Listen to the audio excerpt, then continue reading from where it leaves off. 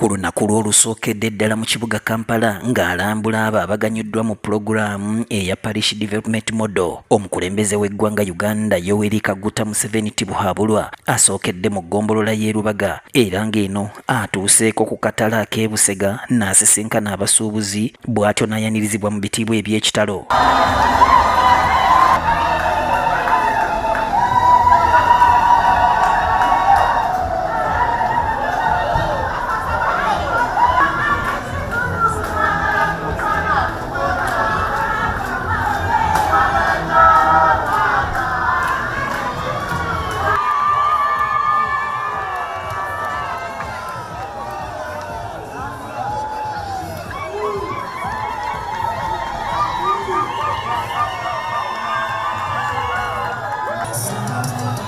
Bannalubaga basinzidde wano ne basiima pulezidenti olw'okutuukiriza obweyamo bwe n'abazimbira akatale nga kano era nga kayambye bangi mu ggombolola eno ey'e Lubaga. Mukama wange ng'ekigambo ky'olengera waggulu awo gundi yaffe gye twateekawo mukama wange nga bakusiima ne se kusiima yenna olw'okutuwa ekkula lino era mukama wange ne twebaza ne Ajati Asfa oba ali kumpi mukama wange Ajati oyo yagwa mu kkubo ekitaali kirungi ng'asaba akatale kaffe kano mukama wange Ajati oyo tumwebaza nnyo era pulezidenti tukwebaza olw'ekkula lyo lino mukama wange lye watuwa. Gwakanga musana kakirota bulamu bano tebalemye kukaabira pulezidenti ebyo ebibasoomooza omuli abantu ab'enjawulo okubeera n'emidaala egisoba mu gumu kyokka nga waliwo abatalina yadde n'abo abatundira ku nguudo nga bo bali mu katale nakyo kibakosa okubeera ne kapita omutono obutabeera n'amakubo gatuusa baguzi mu katale n'ebirala. So mukama wange tusaba ebintu ebyo mukama wange naddala ekyakkuba erya Northern Bypass mukama wange bw'oyogera ekintu ekyo kikolebwa wano wabeerawo jaamu nga mungi ne tutasobola kufuna basuubuzi mukama wange njagala nziremu akantu ako so tubadde tukusaba His Excellency otute ekkuba eryo batutemere tusobole okuyunga ku lino tusobole okufuna abasuubuzi abagula ebyennyanja byaffe pulojekiti gye watuwa ereme kufa bwereere mukama wange kubanga wayogerako n'ogamba nti saagala katale kange ak'e Busega kafe ng'ak'ewandegeya. Your Excellency, akatale kano kazimbibwa Ministry ya Local Government ne katuweebwa mu mwaka gwa 2022 nga tukulemberwa minisita waffe n'abakulembeze abalala abasuubuzi bayingizibwa mu katale mu mwezi gwa 11 omwaka 2024.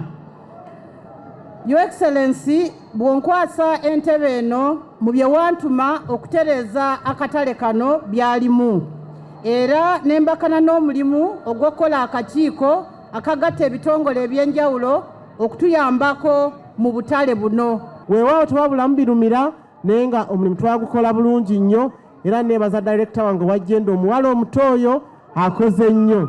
Wano pulezidenti abawadde essuubi nga bwe bali mu kukola ku makubo agayingira akatale. Kati wano kati ekizimbe kino gye mukolera kati temulina kwanula.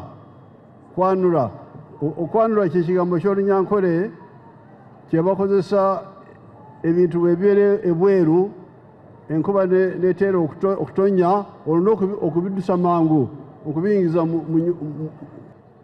because you are saying yes we are secure now but give us a road to bring the customers here nearby. Ntibali abayita ku Northern Bypass tubatekereko olugogo n'abaleeta wano. Abantu abo bonna abayita ku luguudo olwo lwa Northern Bypass musaba abaterewo olugogo lusobole baleeta mu katale kammwe wano. Ekyo ngenda kukikola ngenda kuddamu n'aba ekyakyogedde akibawadde nedda bandagidde. Oluvannyuma guddewo akatale kano mu butongole okukakwasa abasuubuzi.